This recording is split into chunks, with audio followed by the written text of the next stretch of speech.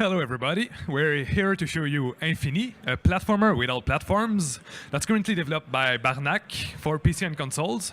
We're aiming for a release in 2018, so I'm Émeric Morin. And I'm David Martin. Infini is called Infini, which means infinity in French, because in many ways, Infini is infinite. Infini is infinite because the player falls infinitely. As you can see here, it's a platformer without platforms in which you fall endlessly. You can't land on anything or jump, and you can't touch any obstacle. When you go to the left of the screen, you come back to the right, and inversely. To go to the next level, you have to pass through the portal, which in this case was the circle at the bottom right of the screen. So Infini is infinite because in the game, infinity itself is an important character. The game indeed takes place in a world where concepts are personified, and the player takes control of Hope, who is trapped in infinity and is trying to escape. So the game takes place in a boundless multiverse, and during his quest, Hope will have to interact with various other concepts, such as infinity, time, poetry, war, fatality, doubt, peace, and technology. Infini is infinite because Hope has to explore an infinite number of universes in order to find the exit. Those universes are shown as narrative sequences, but also levels. There are 10 level sections in the game. Each level section has 2 active mechanics, which are mapped to buttons on a controller. So examples of those mechanics are speeding up your player, slowing down, zooming out, zooming in, rotating the camera, or propelling yourself upward. In this example, the 2 mechanics are slowing down and zooming out. So here we try to zoom out, we zoom out a little bit too much, and we see we can't get to the goal because we can't pass the walls.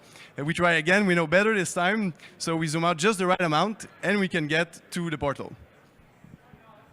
So Infini is infinite because its story takes place on an infinite timeline. The story is mainly presented through cinematics and dialogue sequences at the end of each level section. So the story in the game is kind of like a puzzle. It is presented in a fragmented and non-linear way, a bit like a memory revisited that would trigger other memories, or like a train of thought. Infini is influenced by Barnac's universe, which always surprises and destabilizes. All of our games are never as they seem. Infini presents itself as a game with a pretty traditional structures, and it's easily approachable. The players get invested in the, and it presents itself as a very simple game. Slowly we add destabilizing elements that come shake the very structure of the game. For example, the character time. When the character time dies, the whole flow of the game changes, and the mechanics changes too pretty drastically. So the surprising elements in Infini are deliberate, and they're an important focus of the game. It is the differentiating element that we put an emphasis on when we market our games to players. So we focus on a niche of players who like new experiences and are excited for bewildering adventures. We also add additional optional levels at the end of each level section that get increasingly more difficult to cater to players that like a challenge. But one of our ultimate goals with Infini is to strike the curious chords of players. We try to bring out in them the ability to react with curiosity and with an open mind to destabilizing situations.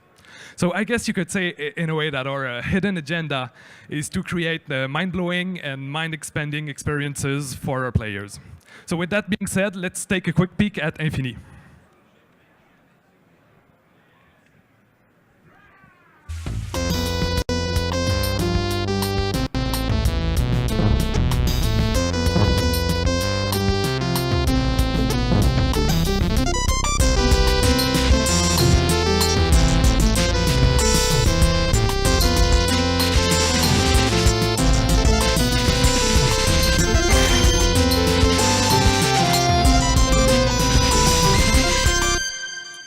So we have a booth at the Indie section. Come see us, and thank you very much.